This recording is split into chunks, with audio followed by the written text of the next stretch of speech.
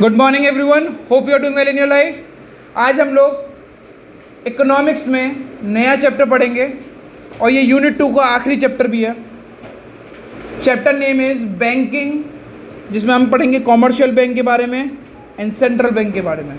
किसके बारे में? कॉमर्शियल बैंक के बारे में और सेंट्रल बैंक के बारे में।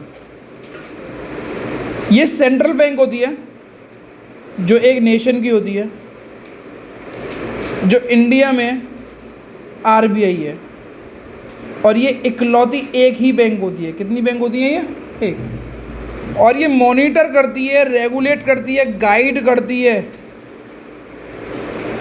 अदर बैंक्स को। कौन सी बैंक्स को? कॉमर्शियल बैंक को। कौन सी बैंक को? कॉमर्शियल बैंक को। कॉमर्शियल बैंक का मतलब यहाँ पे आता है ICICI, PNB, सेविंग, वो SBI। इसको भी कुछ भी मत लिखिएगा, बस समझने का चीज़ है। SBI जैसा नेम सजेस्ट है, कॉमर्शियल बैंक, इनका मेन मोटिव होता होगा प्रॉफिट कमाना। क्या कमाना? प्रॉफिट कमाना। कॉमर्शियल काम कर रहे हैं। क्या कर रहे हैं? कॉमर्शियल काम। फिर आती है कुछ बैंक जिनको हम कोऑपरेटिव बैंक्स बोलते हैं। कौन सी बैंक बोलते हैं? कोऑपरेटिव बैंक्स बोलते हैं। फिर आती है आपकी फाइनेंशियल इंस्टीट्यूशंस। क्या आते हैं? फाइनेंशियल इंस्टीट्यूशन,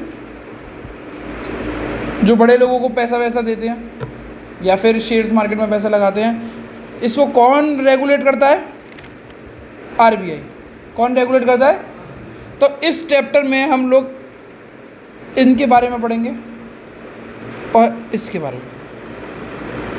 ये नहीं पढ़ना, ये वाला पार्ट नहीं पढ़ना, ठीक है ना। तो कॉमर्शियल बैंक एक बहुत सारे होते हैं और सेंट्रल बैंक कितने होते हैं? एक, ठीक है ना। कॉमर्शियल बैंक कितने होते हैं? बहुत सारे, ठीक है। अब स्क्रीन पे देखते हैं बेटा, कॉमर्शियल बैंक में भी डिवीजन है। कुछ बोलते हैं सरकारी बैंक और कुछ बोलते हैं गैर सरकारी बैंक। कुछ बोलते हैं प्राइवेट बैंक और कौन से बैंक बोलते हैं? गवर्नमेंट बैंक, ठीक है ना। मैं कुछ बैंक्स के नाम दूंगा और मैं जानना चाहूँगा कि आपके अकॉर्डिंग वो प्राइवेट हैं या फिर गवर्नमेंट के, ठीक है ना। प्राइवेट है या फिर गवर्नमेंट है। UCO bank, UCO bank, UCO bank, government या private?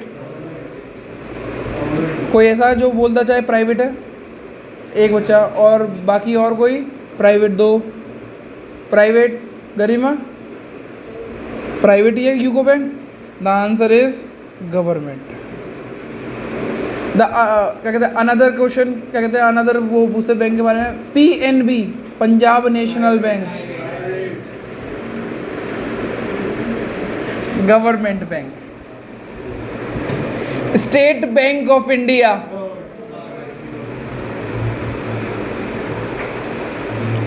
Central bank of India, central bank नहीं, central bank of India.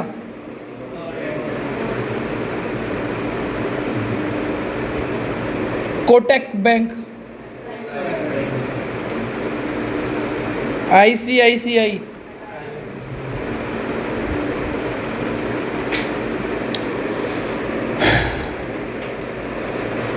Oriental bank of commerce, oriental bank of commerce, OBC, oriental bank of commerce, oriental bank of commerce. क्या होगा बेटा? कितने बच्चे private के लिए release कर रहे हैं? सब में क्या होगा? The answer is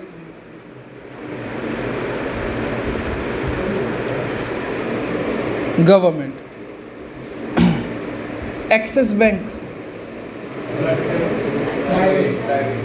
private. Paytm bank, Paytm करो। समझ में आ गया? काम सबके एक ही है, पर ये गवर्नमेंट चलाती है, ये लोग प्राइवेट लोग चलाते हैं, ठीक है ना। अब ये काम क्या करते हैं, इनके बारे में क्या है, इनको हम पढ़ते हैं। Write down commercial bank, heading डालें। इसके बाद सबसे पहले हेडिंग डालें commercial bank.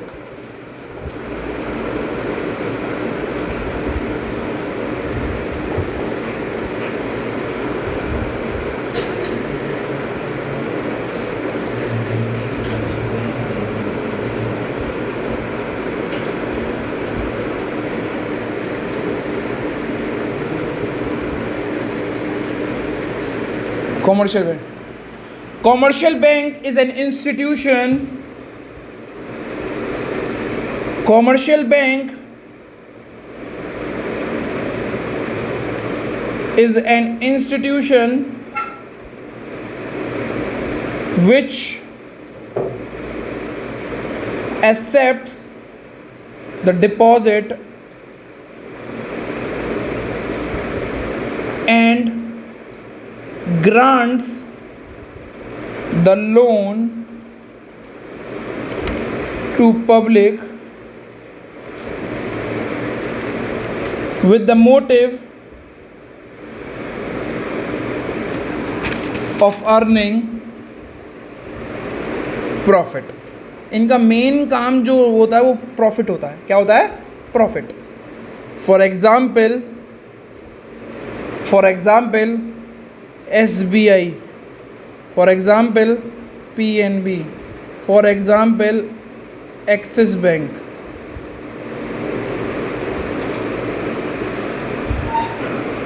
Commercial bank is an institution which accept the deposit and grant the loan to the public with the motive of earning profit. For example SBI, PNB, Axis Bank, ICICI Bank, ऐसे बहुत सारे लोग हैं. अभी करते कैसे, please इसको देखेंगे. ये एक बैंक है.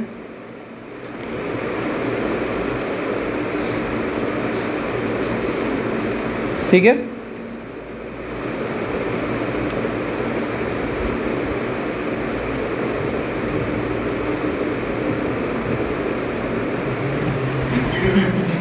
ठीक है. My sweet little bank, and the bank name is SBI.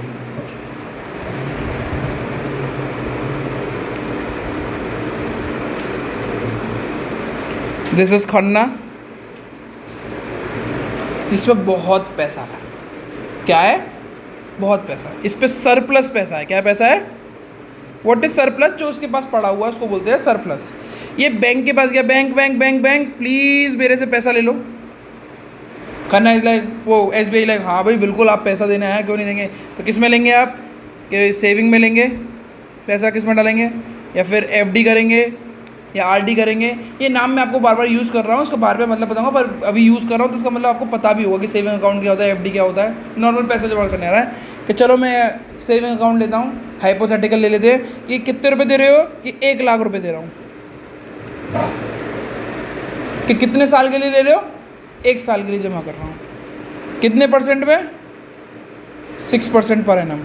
यानी इन दी एंड अगर आप 1 जनवरी को पैसा जमा कर रहे हो तो 31 दिसंबर को जब पैसा देखने आओगे आपके बैंक में तो 1 लाख तो आपका पड़ा हुआ है,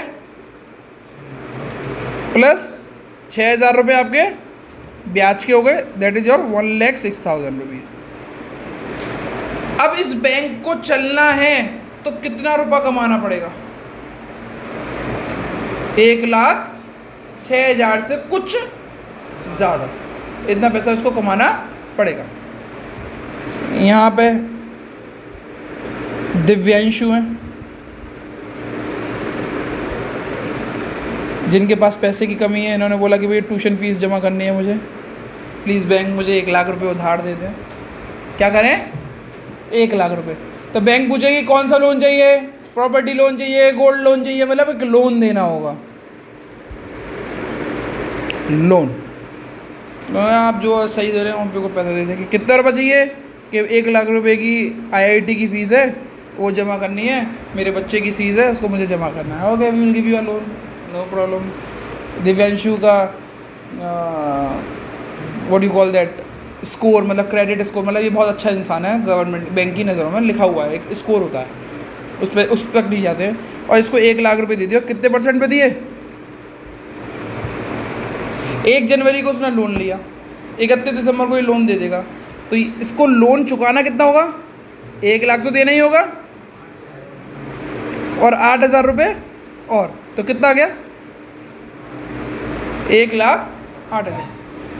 ये पैसा बैंक के पास आएगा, और ये वाला पैसा बैंक के पास से कितने रुपए कमा लिए? इसको क्या बोलेंगे हम? ये ऐसे चलती है कॉमर्शियल बैंक। जिसके पास सरप्लस है उससे पैसा लेती है, और जिसके पास पैसा है नहीं उसको पैसा देती है, और इसके बीच में जो भी कमाई होती है उसको वो अर्न करती है, उसको हम क्या बोलते हैं? प्रॉफिट। ठीक है ना? तो ये कॉमर्शियल बैंक के कुछ मेन पर्पस है और यही मेन काम है। ठीक है ना? चेक करते हैं, हम इसके फंक्शंस को पढ़ना चालू करते हैं। आप ठीक है ना? ये बनाने की ज़रूरत नहीं है, केवल आपको सिखाने के लिए था। और मेरी तारीफ़ मत करना, मैं बहुत अच्छी ड्राइंग करता हूँ, मुझे मालूम है। ठीक है? Write down functions of commercial bank.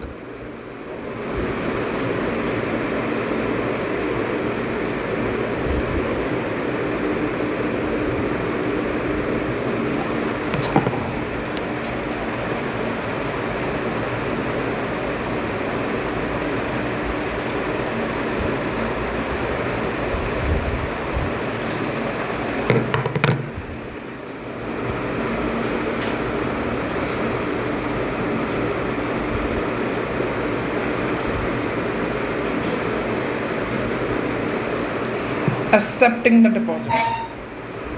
Commercial bank का मेन काम होता है कि भाई लोगों से पैसा लेती है डिपॉजिट के फॉर्म में। किसके फॉर्म में? डिपॉजिट के फॉर्म में। और वो डिपॉजिट बहुत तरीके के होते हैं, यानी अलग अलग नाम होता है, हम उसको पढ़ते हैं। It is the most important function,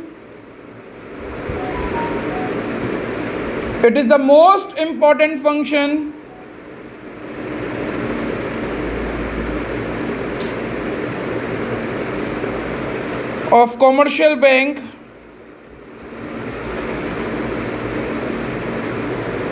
to accept the surplus amount from the general public।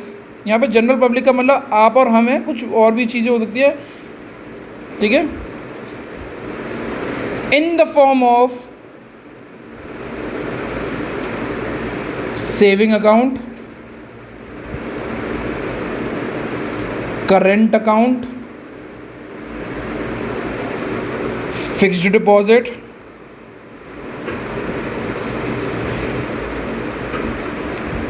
recurring deposit,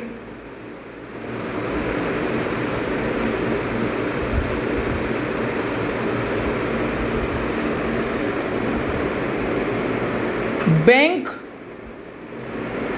provide interest on the deposits। Bank deposit जो आप करते हो उसके बदले आपको ब्याज देती है। क्या देती है? ब्याज। स्क्रीन पे देखेंगे, सेविंग अकाउंट में 2 से 4% तक की ब्याज मिलती है पर एनम। 2 से 4% तक की मिलती है। करंट अकाउंट में ज़्यादातर 0% मिलती है। बस करंट अकाउंट का मेन काम क्या होता है कि आप बिजनेस का पैसा बैंक में डाल देते हो और इधर उधर आप भेज सकते हो। इधर उधर भेज सकते हो मतलब किसी को पार्टी को ट्रांसफ़र करना, वो काम कर सकते हो। एफडी में 5% से लेके 8% तक की ब्याज मिलती है, इसीलिए बड़े बुजुर्ग एफडी कराते हैं ज़्यादातर। ठीक है ना? आरडी में सेम 4 से 6% तक की जाती है ब्याज पर एनम में सब। ठीक है? अब कुछ साल से इकोनॉमिक्स में जनरल लेवल के क्वेश्चंस आ जाते हैं कि भाई सेविंग अकाउंट में क्या परसेंटेज चल रही है। तो आप जिस दिन पेपर देने आए तो एक बार चेक कर लें एक रात पहले कि क्या चल रहा है सेविंग अकाउंट में, करंट अकाउंट में। और बाकी जब आपका पेपर होगा तो हम आपको सारी चीज़ें प्रोवाइड कर देंगे कि भाई ये वाला परसेंट कितना परसेंट चल रहा है, ये रेपो रेट क्या चल रहा है, रिवर्स रेपो रेट क्या चल रहा है, ये क्या चीज़ होता है आगे बढ़ोगे आप लोग, रेट्स बता दी जाएंगे। ठीक है ना? आपका गवर्नर कौन है, कोई बदल तो नहीं गया। ठीक है ना? ऐसी सारी चीज़ें बता देंगे। बेटा अब जो चीज़ लिखने की ज़रूरत नहीं है वो समझने की ज़रूरत है, ये है कि भाई सेविंग अकाउंट होता क्या है। लिखने की ज़रूरत नहीं है, बस समझने की ज़रूरत है। सेविंग अकाउंट होता क्या? कितने बच्चों को पता है व्हाट इज सेविंग अकाउंट? क्या होता है सेविंग अकाउंट? सेविंग अकाउंट होता है जनरल पब्लिक के लिए, जहाँ पे वो अपना पैसा सेव कर सकते हैं, जैसा नाम है सेविंग। इसके बदले गवर्नमेंट आपको बोलती है कि आप महीने के पैसे डाल सकते हो और दिन के पैसे निकाल सकते हो। मतलब पैसा आप डाल सकते हो पर निकाल भी सकते हो, पर निकालने पे रोक है। अगर आपने 5 लाख रुपए सेविंग अकाउंट में डाले तो आप 5 लाख के 5 लाख रुपए नहीं निकाल सकते एक बार में। जैसे अगर उससे जाओगे कार्ड से निकालोगे तो 35,000 रुपीज़ निकलेंगे, 25,000 रुपये निकलेंगे। चेक से दोगे तो निकल सकते हैं ज़्यादा, और अगर बैंक में डायरेक्टली निकालने जाते हो बिना चेक के तो पैसा कम निकलेगा, पूरा पैसा नहीं निकलता है। कुछ बैंक अलाउड कर देती है पैसा निकालने के लिए, पर ज़्यादातर पैसा नहीं निकलता, पूरा पैसा नहीं निकलता, डेली नहीं निकलता। कुछ लिमिट है कि इतने लिमिट से ऊपर नहीं निकाल सकते सेविंग अकाउंट में। इसके बदले बैंक आपको क्या क्या चीज़ें प्रोवाइड करती है? एक करती है debit card. How many of you know what is debit card, जिसको हम आज की भाषा में ATM भी बोलते हैं। How many of you use the ATM? बहुत ही बढ़िया, गरीब आपने यूज़ करा है, और किसी ने? How many of you seen the ATM? कैसे, अच्छा, हु कैन टेल मी कि कैसे इस्तेमाल किया जाता है ATM मशीन में जाके? Can anyone tell me? नहीं, मुझे लड़कियों से पूछना है, लड़कों को तो बताओ, लड़कियाँ देखते हैं। बताओ करीमा। कार्ड डाल दिया अंदर बस और पैसे निकाल लिए। पिन डालते हैं, कार्ड डालते हैं, पिन डालते हैं, और फिर लैंग्वेज। Very good. तरीका ये होता है, जब आप बैंक में कार्ड डालते हैं तो सबसे पहले आप लैंग्वेज चूज़ करते हैं। लैंग्वेज चूज़ करने के बाद वो बोलेगा सेविंग अकाउंट है या करंट अकाउंट है। आप सेविंग अकाउंट पे जाते हैं, फिर आप क्या कहते हैं, पैसे डालते हैं कि 10,000 रुपये, फिर आपका एक यूनिक कोड होता है, मतलब ATM पिन होता है, उसको डालते हैं। फिर एक बहुत अच्छी सी साउंड आती है जिसको आपको बहुत खुश होती है, वो साउंड सुनने के लिए आपको बहुत खुशी मिलती है। That is your saving account. ATM card मिलता है, आपको चेक की फैसिलिटी मिलती है, और इंस्टा बैंकिंग मिलती है। What is Insta banking? Mobile banking, internet के थ्रू बैंकिंग करना, पैसा ट्रांसफ़र करना, पैसा लेके आना, इन सारी चीज़ों को करना। Now what is current account बेटा? ये ज़्यादातर इंसानों का नहीं बनता, ये बनता है बिजनेस वालों, बिजनेस के नाम पे बनता है। जैसे कि कॉमर्स ज्ञान का एक करंट अकाउंट है, न्यू पावर सीमेंट का एक करंट अकाउंट है। अब ये बिजनेस का, तो बिजनेस का काम सेविंग करना नहीं होता, बिजनेस का काम होता है लेन देन करना और प्रॉफिट कमाना बस। तो भैया 10 रुपये, अब जो मैं सामान खरीदता हूँ उसका पेमेंट करता हूँ तो मुझे किस अकाउंट से करना होता है? किससे करना होता है? करंट अकाउंट से। किससे करना होता है? करंट अकाउंट से, ठीक है ना। लेन देन कर सकते हैं हम, बाहर विदेश भी पैसा भेज सकते हैं, इंडिया में भी पैसा भेज सकते हैं। ओके, इसके बदले मुझे क्या मिलता है? मुझे ATM कार्ड मिलता है, यस मिलता है, मुझे चेकबुक मिलती है, और इसके ऊपर कोई लिमिट नहीं हो सकती। बैंक में कितनी बार भी पैसा डाल सकते हो, कितनी बार भी पैसा निकाल सकते हो। बैंक में कितनी बार भी पैसा डाल सकते हो, कितनी बार भी पैसा निकाल सकते हो। इसमें होती है, अब पैसा डालने की भी लिमिट होती है और पैसा निकालने की। कितनी बार, मतलब मेरा क्या सपोज करो मुझे 1 लाख रुपये डालना है तो मैं एक बार में डाल सकता हूँ, बट मैं 1 लाख रुपये 10 हज़ार करके डाल रहा हूँ एक दिन में, तो कितनी बार डालूंगा मैं? 10 टाइम। तो मना कर देगी बैंक, ये इतनी टाइम्स नहीं डाल सकते आप पैसा। समझ में आ गया आपको? करंट अकाउंट में ऐसा कुछ भी नहीं है। What is FD? इसमें क्या होता है बेटा? इसमें आप 1 लाख रुपया एक बार में फिक्स डिपॉजिट कर देते हो और बोल देते हो कि जब 10 साल या 5 साल होगा तो मैं आपसे पैसा ले लूँगा। इसके बदले में आपको एक सर्टिफिकेट मिलता है, FD सर्टिफिकेट, कि ये आपकी FD है, आप 10 साल बाद आओगे या 5 साल बाद आओगे, ये FD जमा कर देना और आपके बैंक में आपका पैसा आ जाएगा। कितना रुपया आएगा? जितना जमा किया प्लस ब्याज, जितना जमा किया प्लस ब्याज, इसको बोलते हैं क्या चीज़? FD। इसमें ना ही तो कोई आपको ATM कार्ड मिलता, ना ही चेक की फैसिलिटी मिलती, और ये फिक्स डिपॉजिट है, ये टाइम के बाद मिलती है, इसीलिए इसको बोलते हैं टाइम डिपॉजिट। क्या बोलते हैं इसको? और ये पैसा आप कभी भी डाल सकते हो, कभी भी निकाल सकते हो, आप कभी भी डिमांड कर सकते हो। तो इसीलिए करंट अकाउंट और सेविंग अकाउंट को हम डिमांड डिपॉजिट भी बोलते हैं। क्या बोलते हैं? Demand deposit. समझ में आ गया? फिक्स डिपॉजिट में आपको कुछ क्या मिलता है? केवल एक सर्टिफिकेट। आप लिखना चाहो तो लिख सकते हो, पर ये कोई काम का नहीं है, इतनी कुछ भी पूछा नहीं जाएगा आपसे, ठीक है ना। चलो आगे आ जाओ सेकंड फंक्शन को। सेकंड फंक्शन को लिखेंगे हम लोग।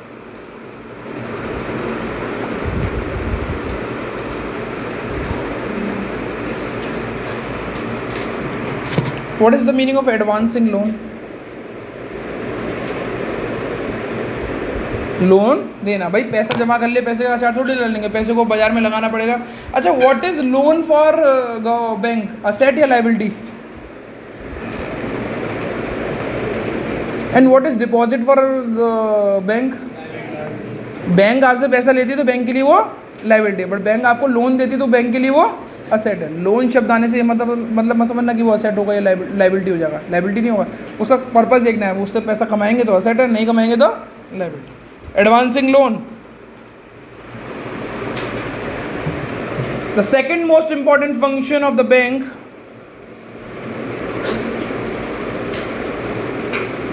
is to lend money. Second most important function of the bank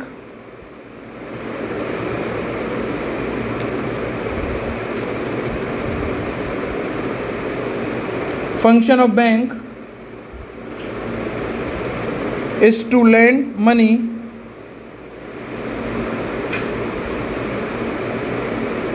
to those who are in the need.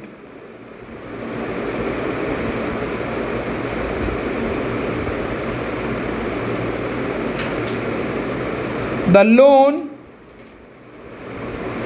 is provided by the bank through different loan category. Loan तो दिया जाता है पर डिफरेंट लोन कैटेगरी में दिया जाता है, like personal loan. ये वो लोन होता है जो बैंक आपको देती है पर इसके बदले आपसे कुछ भी गिरवी नहीं रखवाएगी। बैंक जब भी लोन देगी आपसे कुछ ना कुछ गिरवी रखवाएगी, पर पर्सनल लोन पे कुछ भी गिरवी नहीं रखवाएगी। व्हाट इज गिरवी? Mortgage, collateral security. ये क्यों रखवाई जाती है, कोई बताएगा मुझे? सेफ्टी के लिए, कि अगर कल की बात हुई, कल अगर आप पैसा देने नहीं आए तो आपकी प्रॉपर्टी को बेच के हम पैसा ले लेंगे। पर जिसमें गवर्नमेंट बैंक लोन तो दे रही है पर कुछ गिरवी नहीं रखवा रही, तो उसमें ब्याज ज़्यादा लेगी या कम लेगी? और जिसमें सिक्योरिटी रखवा रही है उसमें कम। तो इसीलिए इसमें इसकी जो लोन रहता है पर्सनल लोन, वो 12% से लेके 36% तक का भी जा सकता है साल का। ये बहुत खतरनाक अमाउंट है, इसीलिए पर्सनल लोन नहीं लेने चाहिए। दूसरा, हाउस लोन, जो कैटेगराइज रहता है 9% से लेके 10% तक। कार लोन,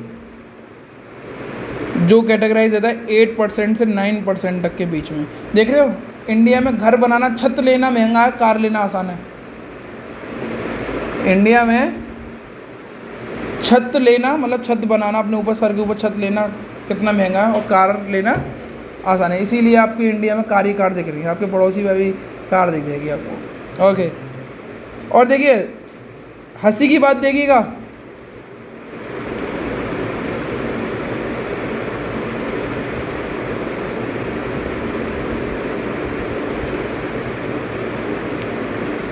बारह से 13%। मतलब इंडिया में कार खरीद लो पर पढ़ाई तो महंगी मिलेगी भैया आपको। कितनी महंगी मिलेगी? 12 से 13%। और ये ज़्यादातर लोन्स जो लिए जाते हैं एजुकेशन लोन, वो MBA के लिए लिए जाते हैं। जब आप अच्छे से पढ़ जाएंगे और आपने कैट अच्छे से क्रैक कर लेंगे तो IIMS अहमदाबाद, बेंगलोर, चेन्नई, लखनऊ, IIMS में जाएंगे। इनकी फ़ीस जो होती है वो 18 लाख से 22 लाख तक के बीच की होती है। गवर्नमेंट इंस्टीट्यूट है ये, इनकी फ़ीस कितनी है? 18 लाख से 22 लाख तक। और कोई नॉर्मल क्लास का, मिडिल क्लास का इंसान जिसने कभी 10 लाख भी नहीं देखे हों, उसके बच्चे का एडमिशन इतनी अच्छी जगह पे हो जाए तो वो किसके थ्रू जाएगा? लोन। जैसे ही वो लोन होता है तो इस लोन दिया जाता है। लोन देने के बाद उसको गारंटेड होती है कि IIMS से जो भी पढ़ के आता है उसकी नौकरी बहुत अच्छी लगती है। नौकरी में फिर जैसी नौकरी लगती है फिर क्या चालू हुआ था उनका? लोन का पेमेंट वो चुकाते हैं। ठीक है ना, समझ में आ गया? With me? ठीक है। कुछ बिजनेस लोन्स भी होते हैं। कौन से लोन होते हैं? बिजनेस लोन, जो 10 से 14% तक के बीच में चले जाते हैं।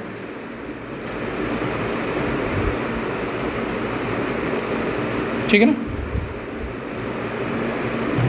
समझ में आ गया बेटा? पैसा लेना किस फॉर्म में देते हैं वो मैंने पढ़ा दिया, पैसा देना किस फॉर्म में देते हैं वो भी मैंने आपको पढ़ा दिया। आगे बढ़ें, तीसरा फंक्शन।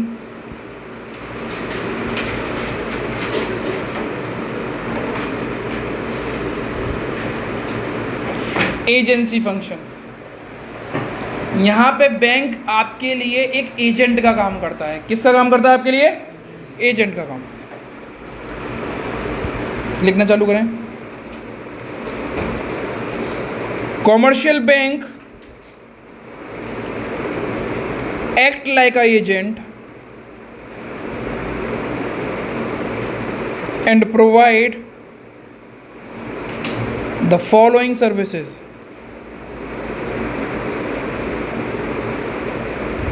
इस सर्विस के, इस फंक्शन की वजह से बैंक रिकंसिलेशन स्टेटमेंट बना था।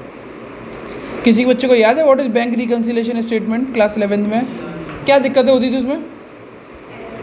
एरर्स होते थे, पर कैसे एरर होते थे कि बैंक ने इंश्योरेंस प्रीमियम पेड कर दिया आपके बिहाफ पे, अब हमें पता नहीं थी। बैंक ने हमें ब्याज दे दी, हमें पता नहीं थी। बैंक ने इलेक्ट्रिसिटी बिल जमा कर दिया, हमें पता नहीं थी। तो ये इसी फंक्शन की वजह से होता है। Following services like to its customer, जैसे कि ट्रांसफर ऑफ फंड। आप एक जगह से दूसरी जगह पैसा ट्रांसफ़र करते हो तो बैंक पैसे काट लेती है, 20 रुपये, 10 रुपये, 5 रुपये, ऐसे पैसे काटती है, ठीक है ना। आपके बदले पेमेंट भी लेती है। किसी इंसान को आपने माल बेचा, वो आपको पैसे ना बेच के बैंक में आपके पैसे डाल देता, तो रखवाली कौन कर रहा है आपके पैसे की? बैंक। तो कलेक्शन ऑफ फंड यानी collection and payment, collection and payment. आपके बदले कलेक्शन भी लेती है, पेमेंट भी करती है। जब आप चेक काट के देते हो तो बैंक पैसा देती है उस इंसान को, आप नहीं दे रहे होते हो, तो वो भी काम यही कर रही है। अगर आपको आज सिक्योरिटी खरीदनी है तो कैसे खरीदोगे? सिक्योरिटी मतलब शेयर्स खरीदोगे तो कैसे खरीदोगे? ऑनलाइन। तो पेमेंट कैसे कौन करेगा? पर कर तो काम आपका बैंक रही है ना। तो sale and purchase of securities,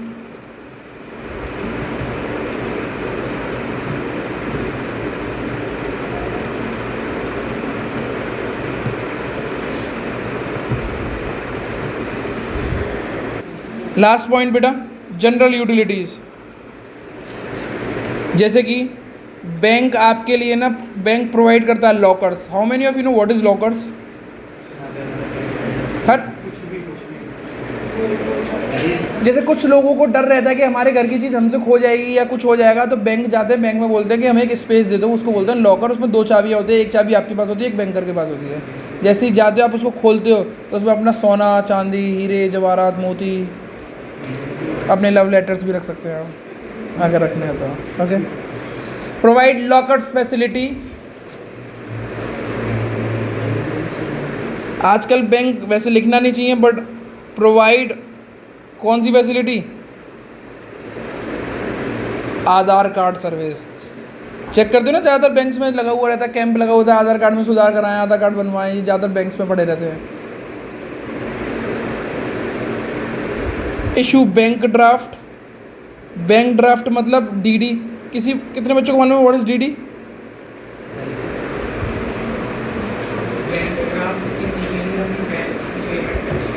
हाँ, मतलब एक काइंड ऑफ अ चेक होता है। बट आप जाते हो किसी भी बैंक में जाते हो, आप उसको बोलते हो कि भैया मुझे 10,000 रुपये इस नाम पे, चलो मैं सिखाऊंगा इसको पूरा। मतलब एक तरीके से भी तुम ये मान लो एक पैसा ट्रांसफ़र करने का तरीका है, ठीक है ना। चलो, एटीएम फैसिलिटी। एटीएम दे रहा है आपको, जहाँ चाहो वहाँ से पैसा निकाल लो। पहले नहीं था ये चीज़।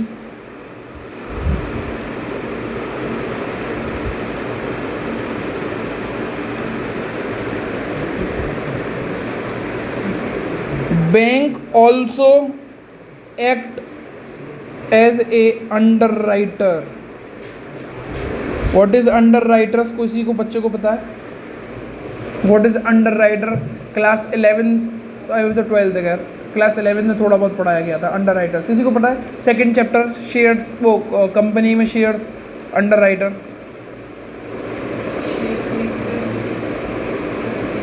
चलो मैं थोड़ा सा सिखा देता हूँ। ओके, क्लास यहाँ पे एंड हो चुकी है। That's it from my side. आज की क्लास यहाँ पे समाप्त हो चुकी है। अब इसके बाद आप वीडियो देखना चाहें तो देख सकते हैं, वरना आप जा सकते हैं। बट अब जो देख रहे हैं उसको मैं बताता हूँ व्हाट इज अंडर राइटर। थोड़ा सा अंडर राइटर के बारे में बताते हैं। सपोज करें आप एक कंपनी, आपने कंपनी खोली, और कंपनी ने सोचा कि हम अपने शेयर लेके जाएंगे, 1000 शेयर बाज़ार में लेके जाएंगे 100 रुपये के हिसाब से। कितने रुपए के शेयर्स लेके जाएंगे? 1 लाख रुपए के। तो SBI कहती है शेयर ले तो जाओ बेचने के लिए, बट कम से कम 90% शेयर बिक जाने चाहिए।